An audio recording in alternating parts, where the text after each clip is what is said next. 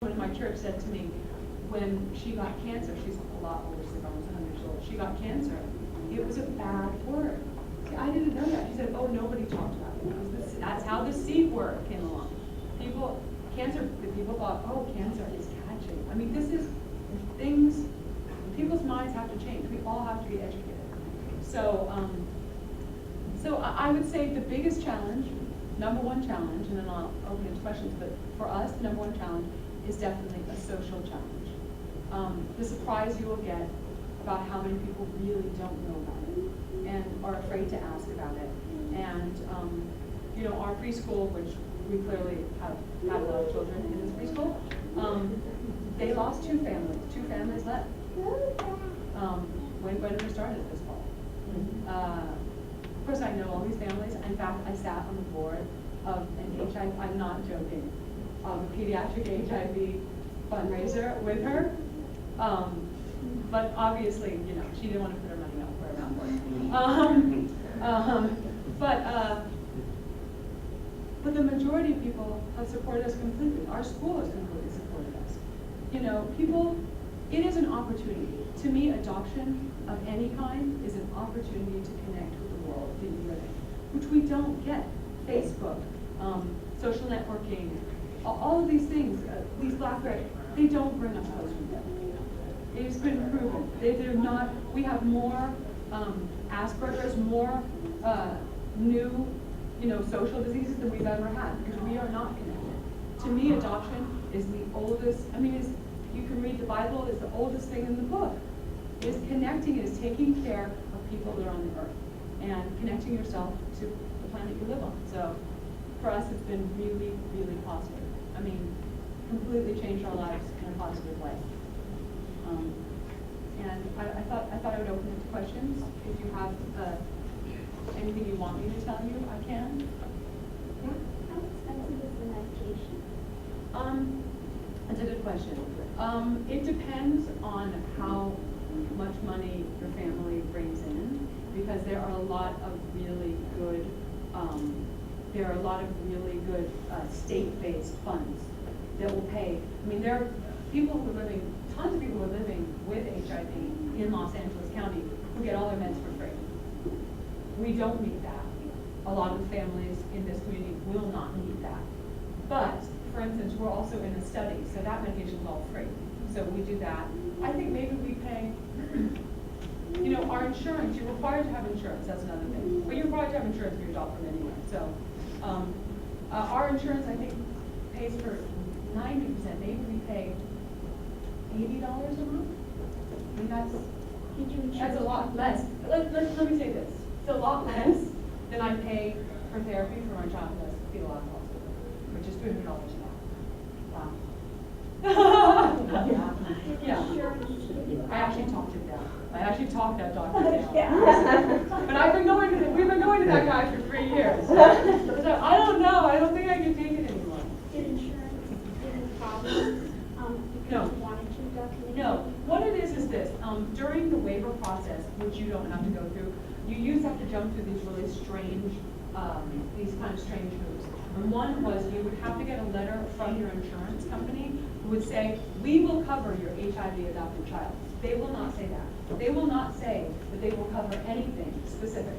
What they will say is, look in the back of the book, we're Blue Cross, Anthem Blue Cross, whatever your company is, they're all going to say the same thing. Look in the back of the book, photocopy the page that says, we cover an adopted child as if they are a child that is born to you. That is the law. That is the law. You cannot have an insurance company that doesn't have, they cannot be in business and not do that. Because your child, who when they are deemed your child, is then looked upon as the same as your birth child. There will be no difference. So in general, if you're willing to do the work, which most people are way more willing than I am, by the way, I'm not so great with doing the work.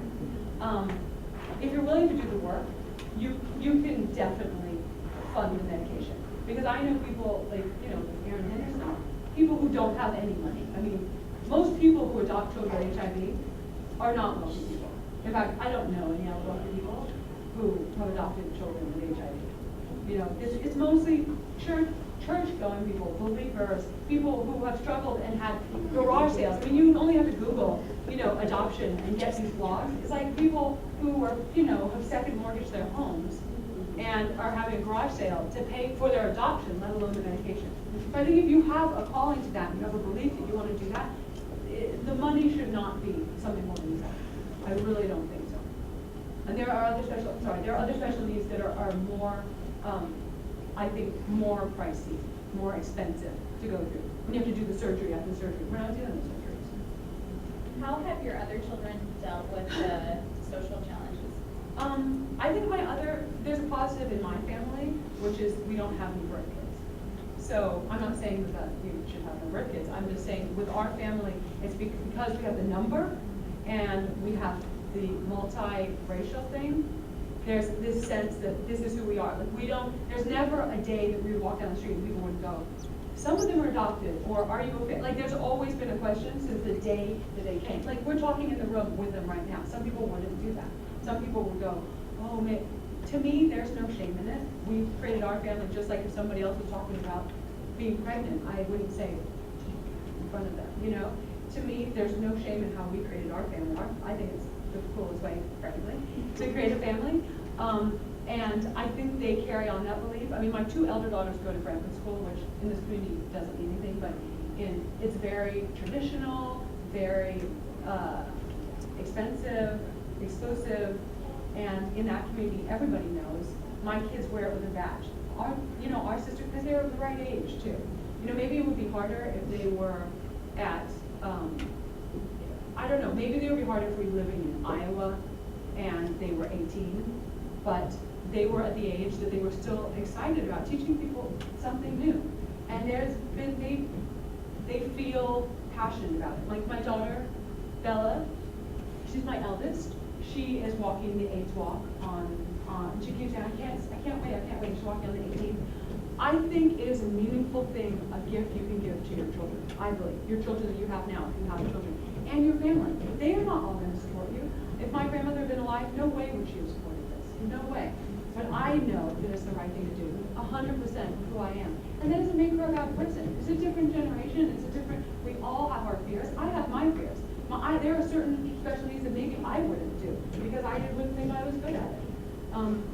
I think it is a gift. It is a gift to give somebody a challenge that they have to work through. And that's the way I feel about my children. My children are all great kids. I mean, some of them with needs that people would are shocked that they can get through. And my son he's not in special ed. He goes to a regular school. He's like the most popular kid in his school. It's a long way from where he was. He cried for the first 2 years, all day and all night, for 2 years when he came. I mean, blood, with snot coming out of his face, totally unattractive. Now he goes to school. He's like literally the cutest kid in school. He's going to be in the Nutcracker. He's like an incredible ballet dancer. No, he is. He's an incredible ballet dancer. He's the most popular kid in his school. The boys all love him. He's just the coolest guy. So every struggle we are given is for a reason. It's whatever weakness we have. So anyway, yeah, they've dealt with it really well, and they actually love it. I mean, they feel positive about it. I mean, I think they would want to go on forever with adoption, but they don't have to do the work. So they can do it themselves. Any other questions or interests? So I'm coming from an advocate point of view, Okay. and I'm feeling the need to educate churches about the Okay. needs of orphans and yada yada. Right. So from an advocate point of view, if I were to talk about the needs of special needs or AIDS or whatever, what would you suggest that I bring to play now? Is adopting children with special needs an easier process than adopting other children, or less expensive? I mean, where's the... Oh, that's an interesting point. Well, for sure, if you're talking to people who are potential adopters, people who are going to adopt, potential adoptive parents, certainly access to adoption at this point, if you're talking about international, for sure, special needs adoption is going to be the way to go, unless you go with older child, which in my opinion is a special need. Yeah, right. And I feel like that's maybe, adoption may be the only place that I feel like I'm a specialist, but trust me, I know. I adopted my son at 4, I adopted some of my kids are 2. 5 months and 2 years old is a big difference. I don't care what anybody says. They'll try and tell you whatever they want to tell you. You have more access in the world of special needs. And those are the needs that we really have to help. I mean, they're Right. certainly struggling. For instance, there's that huge wait. There was like 7-year wait at one point last year for people who were signing up for China for non-special needs children. So now the whole world of special needs children is completely opened up. Ethiopia, I think, is a great place to adopt from. It became popular really quickly, and they are being ravaged by HIV. And to me, there's just no sense in not helping them. Like in my mind, there's no sense, especially if you have a real faith. If you have a faith, I think it is a harder sell. I don't know how to explain this, and it's going to sound bad. It's a harder sell to people who don't have faith because they have so much fear. And I'm not saying that that fear is not valid, by the way. I mean, sometimes faith could make it be, detrimental. I personally have a lot of faith. Whether it be like hippie faith, I have faith that I'm here for a purpose. I really, truly believe it, like with all that I am. And I share that with my children. I hope to God that they have that. I think it is an easier sell to your churches. I do, because these people actually have faith. There's not that many people on earth who really believe. If you really believe that you're here for a reason, why wouldn't you help somebody who literally have nobody else? I mean, these kids have nobody else. So to go to that country and to see what it's like to see kids on the street, that is a profound experience. Like my children have seen that in India, my older children. It's a profound experience. We don't experience, we're so spoiled. We're so spoiled in Los Angeles, in New York City, in these places. And no matter what we think our hardships are, they're just nothing. They're just no comparison. And I also think that's a gift to our children. It's a gift to our children to bring somebody into, for them to have to embrace something that is different than themselves, that is hard, to stick up for somebody who is innocent and is being chastised or being hurt. That's a profound gift. So what would I do? I would definitely point out that HIV adoption is available to them. People will go around and tell you, if you're adopting, they will go around and tell you, oh, isn't it so hard? You can't get a kid. My friend is everyone was saying this to you. My friend has been waiting 12 years. It's like, well, then your friend has been waiting for a blonde, blue-eyed child with no special needs. Which, by the way, no special needs, that's an impossibility. Every child you bear will have special needs. Everyone. They will drive you crazy. They will drive you insane. They will disappoint you. They will make you happy. I mean, you have no guarantee. What is this guarantee that people think they're going to get? That's another thing of our kind of spoiled culture. That coming into the world of adoption is such a gift because it forces you to be real with yourself. We were luck we were born. We were luck. It's luck. Nothing more. We weren't talented to be born in, United States. It was luck. And we should share that luck. That's my belief. So I like that. Thank you. Oh, they like that too. They like that. Well, once again, I want to thank you all. We are at the marketplace, so if you have any questions, just pop around and talk to us this afternoon. And I especially want to thank Blanca for taking her time and her kids' time to come and join us. Thank you again for joining us. And,